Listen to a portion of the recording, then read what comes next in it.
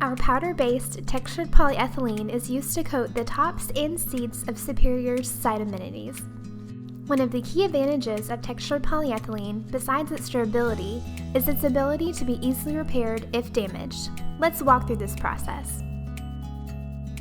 It will take approximately 2 to 3 minutes to repair a small area that's around 1 inch by 1 inch in size. The larger or deeper the area, the longer it will take. You will need a pair of safety glasses, dust mask, a hand torch or heat gun, aluminum oxide 100 grit sandpaper or grinder, and a poly repair patch kit supplied by Superior. This kit comes with powder in a squirt bottle.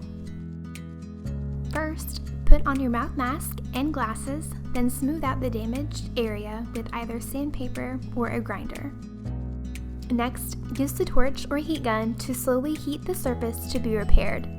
While keeping the torch between 6 to 8 inches away from the surface, move the torch in a sweeping motion going side to side or up and down. Don't park the flame in one position for too long. This method is used to prevent the base metal from reaching a high temperature, which will cause the powder to flow or burn. Squirt a small amount of powder onto the repair area, then use the torch to apply more heat.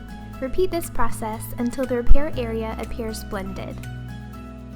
When you think you're done, stop and let the product cool for approximately 2 to 3 minutes. Once cooled, evaluate the area and determine if it needs more powder. If so, add more heat, then powder, and then let cool to reevaluate. Your product is now ready for use.